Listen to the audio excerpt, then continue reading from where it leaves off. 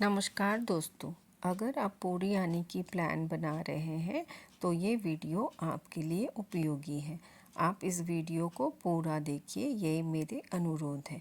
अगर आप दिल्ली से जाते हो तो आप फ़्लाइट लेके जा सकते हो और भुवनेश्वर तक का।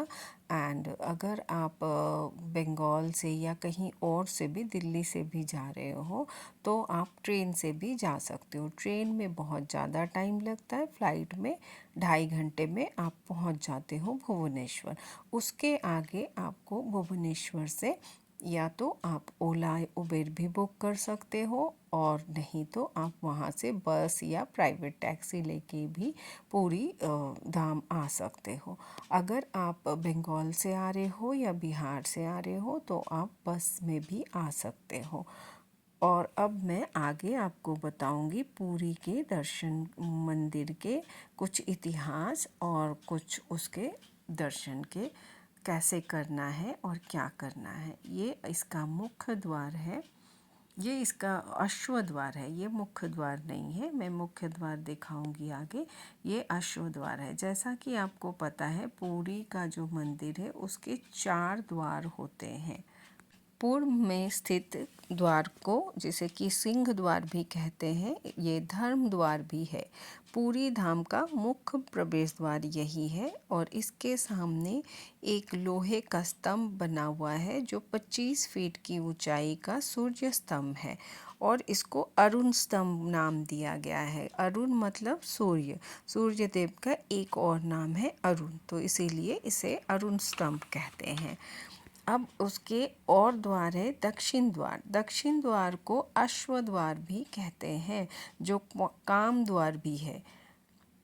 पश्चिम द्वार को व्याघ्र द्वार कहते हैं। व्याघ्र मतलब होता है उड़िया भाषा में बाघ को कहते हैं, मतलब टाइगर को। तो पश्चिम द्वार होता है व्याघ्र द्वार।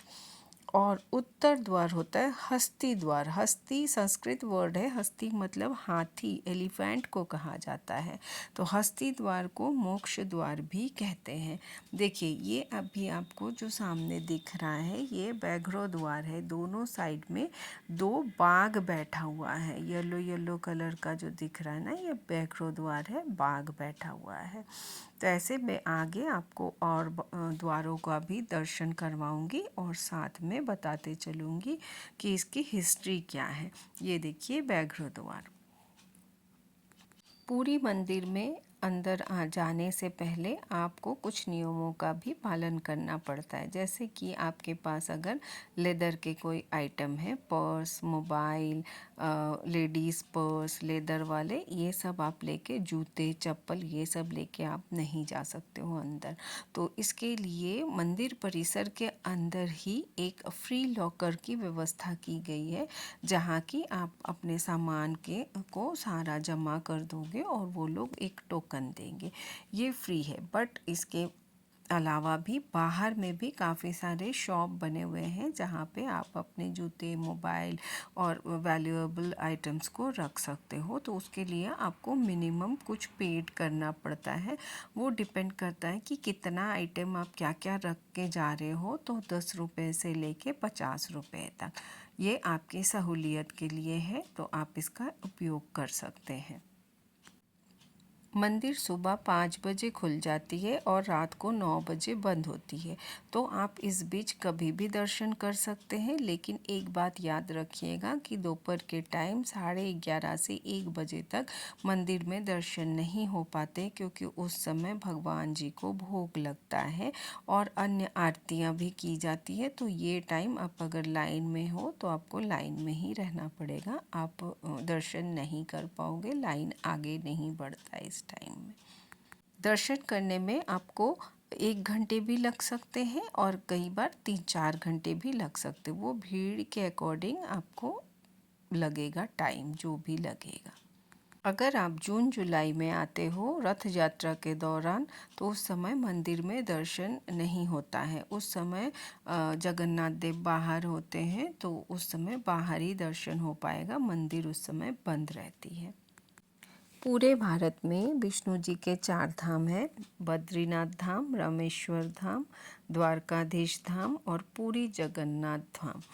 तो इन धामों में से कहावत है कि जैसे पूरी में है जो वो भगवान जी खाना खाते हैं, उनको खाना बहुत पसंद है और पूरी में जो परोसा जाता है बहुत वैरायटी के साथ खाना बनता है, तो उनको ये खाना पसंद है, तो ये जगन्नाथ धाम में वो खाना खाते हैं। और द्वारकाधीश वो जगह है जहाँ पे भगवान कपड़े पहनते हैं। और रामेश्वर वो धाम है जिसमें भगवान खाना खाने के बाद विश्राम करते हैं। और सबसे पहला धाम जो है बद्रीनाथ धाम, वहाँ पे वो स्नान करते हैं। पहले स्नान कर लेते हैं, फिर द्वारकाधीश में भगवान कपड़े पहनते हैं और उसके बाद पूरी धाम में आके खाना खाते हैं एंड देन रामेश्वर धाम में जाके विश्राम करते हैं। अब चलिए जानते हैं पूरी धाम की हिस्ट्री। आज का जो उड़ीसा है उसे उत्कल क्षेत्र कहा जाता था पुराने ज़माने में। उत्कल, उस समय उत्कल बंग में भगवान जी का पूजा किया जाता था, जिन्हें कहा जाता था नील माधव। नील मतलब है ब्लू कलर और माधव मतलब है कृष्ण, नील माधव। देखिए कितना भीड़ है, आपको दिख रहा है, इतने लाइंस होते हैं, तो आप जब भी जाओ टाइम लेके जाइए। तो नील माधव का पूजा किया जाता था। तो नीलाचल पर्वत पर नील माधव जी का पूजा हुआ था करता था। उस समय जो राजा हुआ करते थे जिनका नाम था इंद्रद्युमन करके, उन्हें एक दिन एक सपना आया। उन्हें आदेश हुआ कि समुद्र में से एक काष्ठ का टुकड़ा निकलेगा, यानी कि लकड़ी का टुकड़ा, और उसी लकड़ी से यहाँ पर भगवान नील माधव की मूर्ति बनाकर स्थापना की जाए। तो अगले दिन जैसे ही वो उठते हैं, वो समुद्र में जाके देखते हैं तो वहाँ उन्हें एक काष्ठ का टुकड़ा तैरता हुआ मिलता है। ये है मेन गेट जहाँ आप देख रहे हो। तो उनको एक काष्ठ का टुकड़ा मिलता है जो तैरता हुआ रहता है, तो वो उसे लेके आते हैं अपने साथ। और फिर राजा इन प्रतिमाओं को बनाने की जिम्मेदारी विश्वकर्मा भगवान, जो कि भगवान में से, कारीगरों में से है, भगवानों का भगवान विश्वकर्मा, उनको देते हैं। बट विश्वकर्मा भगवान ने भी वो करते वक्त उन्होंने भी कुछ अपना रूल्स बोला कि ये पालन करना ज़रूरी है। विश्वकर्मा भगवान ने ये शर्त रखी कि जब वो काम करेंगे तो उस समय कोई भी प्रवेश नहीं करेगा। राजा उनके शर्त मान गए तो उन्होंने काम शुरू कर दिया। एक बंद दरवाजे के अंदर में बैठ के उन्होंने मूर्ति बनाना शुरू कर दिया। लेकिन कुछ दिन के बाद अंदर से आवाज़ आना बंद हो गया। तो राजा की रानी ने कहा कि हो सकता है जो बना रहे थे, क्योंकि विश्वकर्मा बहुत बूढ़े हो चुके थे, तो रानी ने कहा हो सकता है कि वो उनका देहांत हो गया है, इसलिए अंदर से कोई आवाज़ नहीं आ रही है। तब फिर राजा ने सोचा चलो अब खोल के देखते हैं। जब उन्होंने खोला तो देखा उसके अंदर कोई भी नहीं है। और ये जो मूर्तियाँ आपको दिखती है ना, तीनों मैंने वीडियो में फ़ोटो लगाया है, आप देख लेना, क्योंकि अंदर तो कैमरा लेके जाना अलाउ नहीं है, तो कैमरा हम लोग अंदर नहीं ले जा सकते हैं। तो ये जो तीनों मूर्तियां हैं, इसमें जो सुभद्रा की मूर्ति है उसमें ना हाथ है ना पैर है, कुछ भी नहीं है। लेकिन जगन्नाथ देव और बलभद्र की जो मूर्ति है उसमें हाथ है लेकिन हथेली नहीं है और पैर है नहीं, दोनों ही मूर्तियों में। क्योंकि ये आधा अधूरा मूर्ति है, जब तक विश्वकर्मा बंद दरवाजे के अंदर काम कर रहे थे तब तक जितना बना उतना ही है यहाँ पे, उसके आगे ये नहीं बना। फिर राजा ने जब दरवाज़ा खोल दिया, फिर राजा सोचने लगे कि अब क्या करें, ये तो आधा अधूरा मूर्ति है।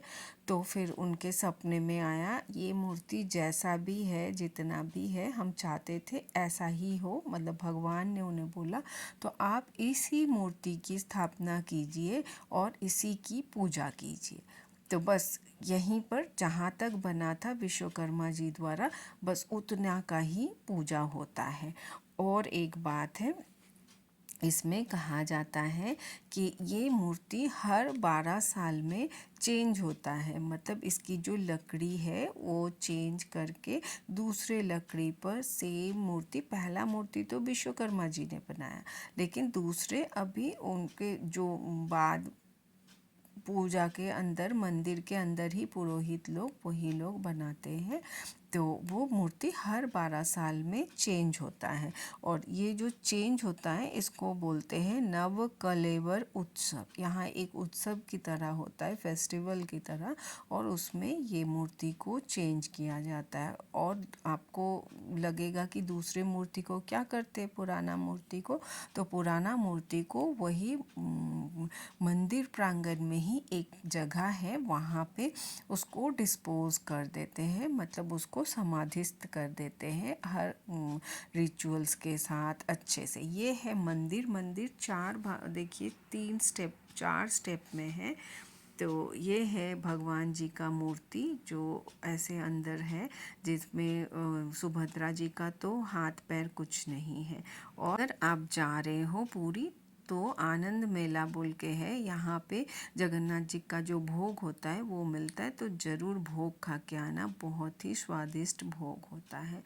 ये रात का है, अभी मैंने जितना दिखाया था वो दिन का था, और रात में मंदिर कैसा लगता है ये आप देख सकते हो। बहुत ही खूबसूरत मंदिर लगता है, और आप लोग भी बहुत ही भाग्यशाली हो जो आप लोग इसके दर्शन कर रहे हो।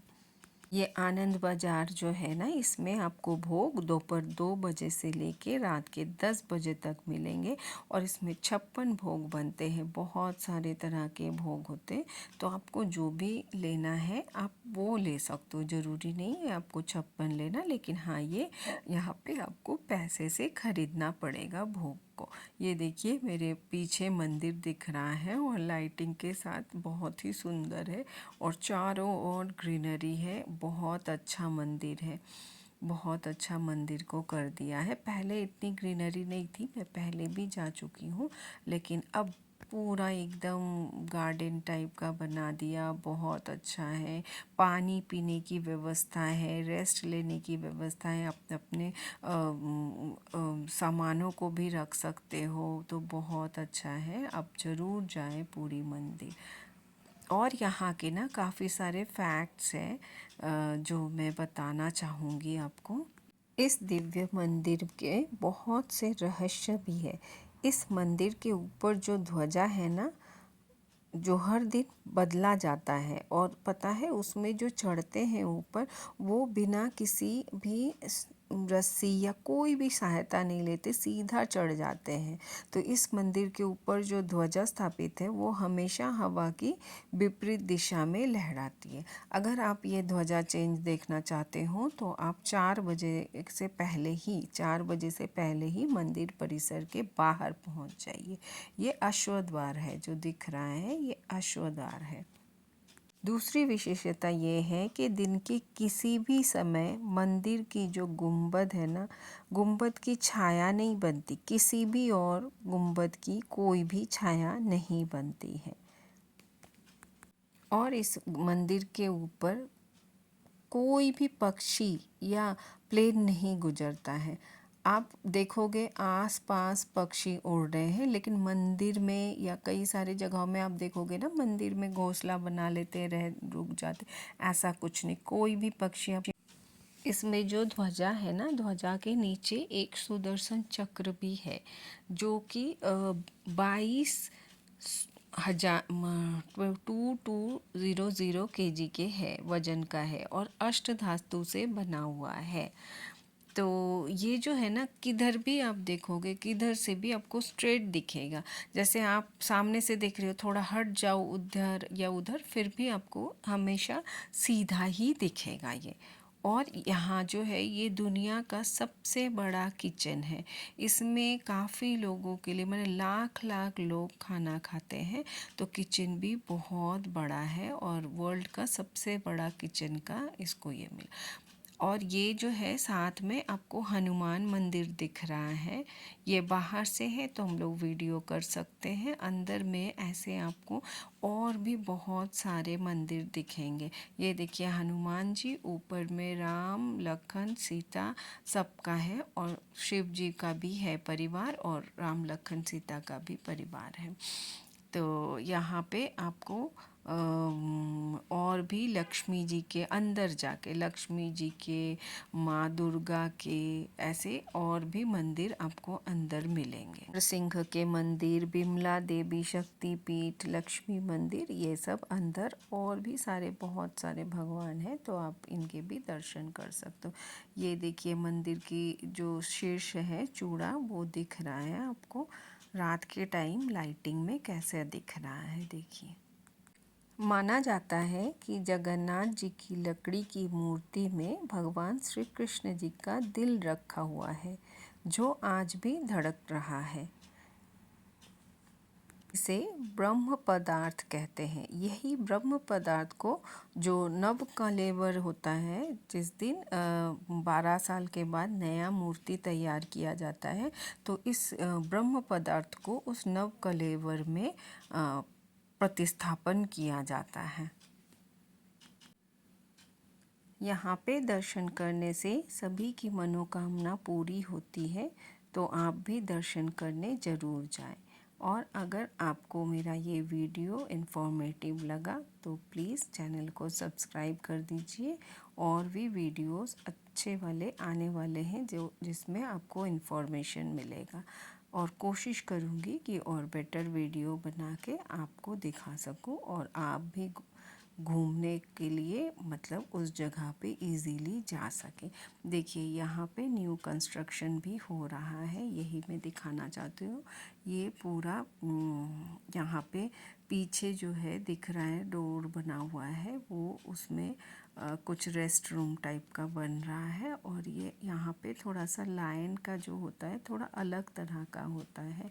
देखिए कलिंग टाइप का, कलिंग में मतलब उड़ीसा को ही कलिंग बोला जाता है, तो वहाँ पे लाइन का जैसे पुराने टाइम में पिक्चर बनता था वैसे, इसीलिए मैं इसको क्लोज करके दिखा रही हूँ कि लाइन को। अगर आपको मेरा ये वीडियो अच्छा लगा और इन्फॉर्मेटिव लगा तो प्लीज़ चैनल को सब्सक्राइब कर लीजिए। थैंक्स फॉर वॉचिंग, साथ में बने रहिए। Thank you so much.